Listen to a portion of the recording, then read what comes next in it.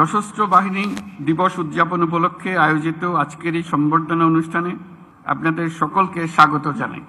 আজকের এই বিশেষ দিনে আমি সশ্রদ্ধ চিত্তে স্মরণ করছি মহান মুক্তিযুদ্ধের সকল শহীদ, যুদ্ধাহত এবং অন্যান্য সকল বীর মুক্তিযোদ্ধাদের, যাদের আত্মত্যাগের বিনিময়ে অর্জিত হয়েছে আমাদের স্বাধীনতা।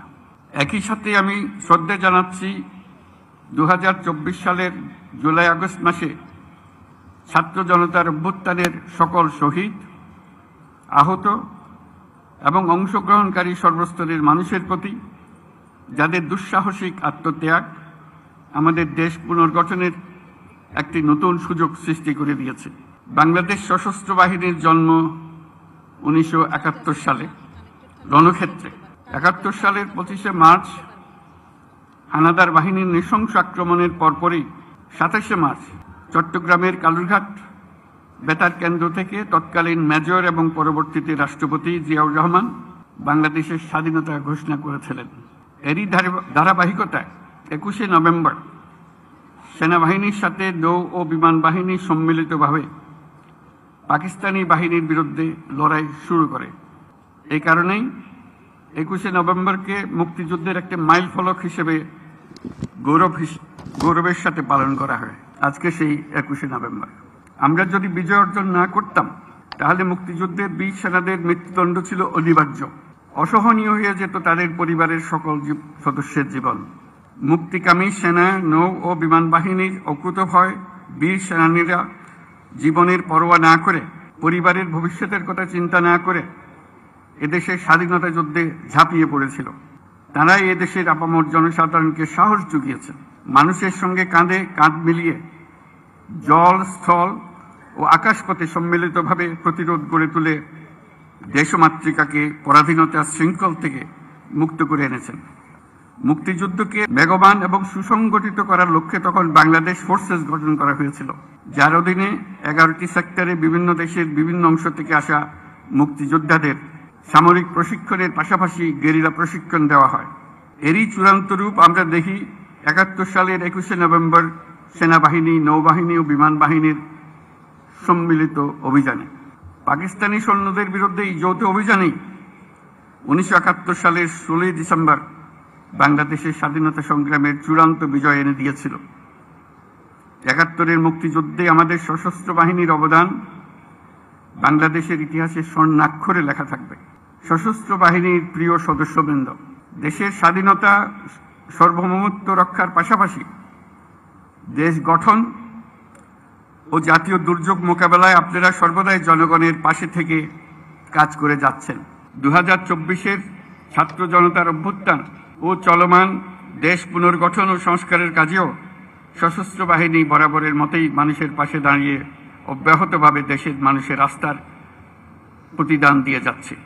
আমি বিশ্বাস করি গণতান্ত্রিক ও নিয়মতান্ত্রিক নেতৃত্বের প্রতি অনুগত বাংলাদেশ সশস্ত্র বাহিনী তাদের পেশাগত দক্ষতা ও দেশপ্রেমের সমন্বয়ে দেশের জন্য ত্যাগ ও তৎপরতার এই ধারাবাহিকতা অক্ষুণ্ণ রাখবে। বাংলাদেশের গণতান্ত্রিক উত্তরণে আসন্ন নির্বাচন একটি গুরুত্বপূর্ণ অধ্যায় হিসেবে বিবেচিত হবে। আমার সুদৃঢ় বিশ্বাস এটি নির্বিঘ্ন ও উৎসবমুখর নির্বাচন হবে। এর আয়োজনে সশস্ত্র বাহিনীর সদস্যগণ দক্ষতা ও পেশাদারিত্বের সাথে এই মহান দায়িত্ব পালন করবে। একটি শান্তিপ্রিয় জাতি হিসেবে আমরা সকল বন্ধু রাষ্ট্রের সঙ্গে সম্মানজনক ও শান্তিপূর্ণ সহাবস্থানে বিশ্বাসী। তথাপি যে কোনো আগ্রাসী বহিঃশত্রুর আক্রমণ থেকে দেশের সার্বভৌমত্ব রক্ষার জন্য আমাদেরকে সদা প্রস্তুত ও সংকল্পবদ্ধভাবে থাকতে হবে। এই লক্ষ্যে আমাদের সেনা, নৌ, বিমান বাহিনীর আধুনিকায়ন, সমরাস্ত্র আহরণ ও উৎপাদন, উন্নত প্রশিক্ষণ এবং উন্নত বিশ্বের সঙ্গে তাল মিলিয়ে বাহিনীগুলোতে যুগোপযোগী প্রযুক্তি প্রয়োগের সংযোজনের প্রয়াস জোরদার করা হয়েছে। তবে দুঃখের সাথে বলতে হয় যে ফ্যাসিস্ট আমলে আমাদের বাহিনীগুলোর দক্ষতা বজায় ও বৃদ্ধির বিষয়টি উপেক্ষিত ছিল। অন্তর্বর্তীকালীন সরকার সকল বাহিনীর সক্ষমতা বৃদ্ধিতে ব্যাপক উদ্যোগ গ্রহণ করেছে। একই সাথে দেশ রক্ষা ও জনকল্যাণমূলক কাজে ব্যাপক সংখ্যক ছাত্র ও যুব সম্প্রদায়কে সম্পৃক্ত করার উদ্দেশ্যে বিএনসিসির কার্যক্রম বহুগুণ বৃদ্ধির নীতিগত সিদ্ধান্ত নেওয়া হয়েছে। আমাদের এইসব পদক্ষেপ দেশের প্রতিরক্ষা সক্ষমতাকে একটি নতুন পর্যায়ে উন্নীত করেছে। অভ্যাগত অতিথিবৃন্দ, বিগত ৩৭ বছরে জাতিসংঘে আমাদের শান্তিরক্ষীরা সফলতার সঙ্গে ৪৩টি দেশে ৬৩টি মিশন সম্পন্ন করেছে। বর্তমানেও বিশ্বের বিভিন্ন প্রান্তে 10টি মিশনে আমাদের শান্তিরক্ষীরা নিয়োজিত আছেন। বাংলাদেশ বর্তমানে অন্যতম বৃহৎ নারী শান্তিরক্ষী প্রেরণকারী দেশ হিসেবেও বিশ্বে পরিচিতি লাভ করেছে। এছাড়াও সম্প্রতি কাতার ও বাংলাদেশ সশস্ত্র বাহিনীর মধ্যে প্রেষণে জনবল নিয়োগের একটি চুক্তি স্বাক্ষরিত হয়েছে, যা বিশ্ব শান্তি ও নিরাপত্তার বৈশ্বিক প্রচেষ্টায় একটি দায়িত্বশীল ও নির্ভরযোগ্য নাম হিসেবে বাংলাদেশের জন্য একটি গৌরবময় স্বীকৃতি। এজন্য আমি সশস্ত্র বাহিনীর সদস্যদের আন্তরিক ধন্যবাদ জানাই। বাংলাদেশি শান্তিরক্ষীগণ যাতে বিশ্বের চ্যালেঞ্জিং এবং বিপজ্জনক অঞ্চলসমূহে সৃষ্ট পরিস্থিতি মোকাবেলা করতে পারে, সেজন্য তাদের সময়োপযোগী প্রশিক্ষণ দিয়ে প্রয়োজনীয় সরঞ্জাম সরবরাহের প্রচেষ্টা অব্যাহত রাখতে হবে। প্রিয় অতিথিবৃন্দ, অগ্রহায়ণের এই বিকেলে উৎসবমুখর পরিবেশে আপনাদের সাথে দেখা হওয়ায় আমি অত্যন্ত আনন্দিত। আপনাদের উপস্থিতি আজকের এই মহতী অনুষ্ঠানকে প্রাণবন্ত ও মহিমান্বিত করেছে। এই জন্য সশস্ত্র বাহিনীর পক্ষ থেকে আপনাদেরকে সকলকে জানাই আন্তরিক ধন্যবাদ। আমি সশস্ত্র বাহিনীর সকল সদস্য ও তাদের পরিবারবর্গের সুখ, শান্তি ও কল্যাণ কামনা করছি।